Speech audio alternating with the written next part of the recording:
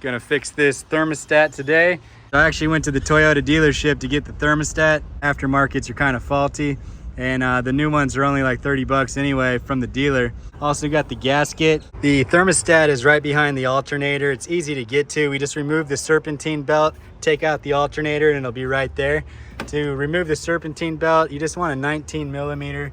You're gonna connect it to this bolt, push down on the engine block, and then you can slide the belt right on off. I always just release the belt from the smooth pulley right here, so that way it comes off very easily. It's also the way you want to put it back on, is with the smooth pulley, so you don't have to be trying to fit this over all these ridges. I'm just going to put it to the side like this, so I don't have to redo the whole thing. If the whole belt does come off, just remember how it's reassembled, or look at a diagram. With the belt removed, we can take out the alternator. You got 3 plugs, one down here, and then the 2 up here. This has a little plastic cover on it and a 10 millimeter bolt. All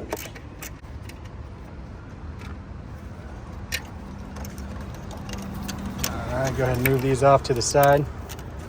There's also 2 bolts. You got a 14 millimeter down here and a 12 millimeter right here.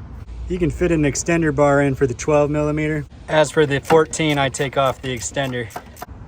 All right, got that one out. Go ahead and wiggle this bottom one off and take the alternator out.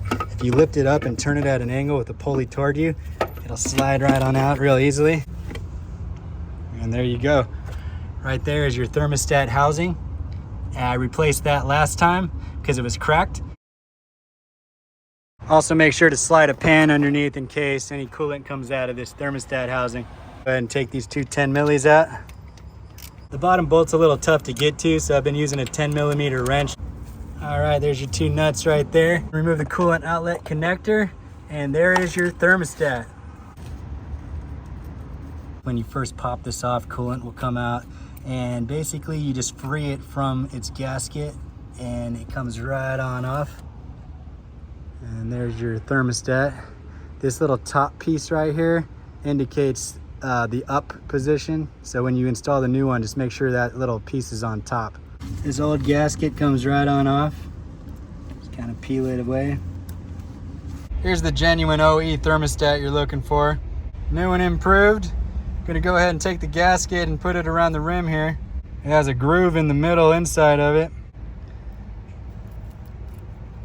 All right, we got the gasket on, looking good, and we're ready to reinstall.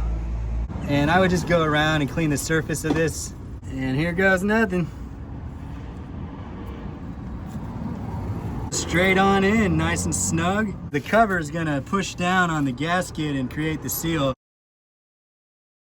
All right, got the housing reattached, alternator reattached. And there you have it. So I'm gonna go ahead and put the cover back on, reattach the battery, and I'm gonna fill this reservoir with coolant. So the Matrix in Corolla holds about 7 quarts of coolant, but there's gonna be some in this radiator already. All right, I'm filling up the radiator until it's all the way full. Just slowly pouring it until it fills up. And I'm gonna run the engine for a while, have the heater on low, all the way hot, and bleed out this system. All right, we are bubbling up nicely, letting all the air out. Gonna keep topping this off until it stays full and stops bubbling.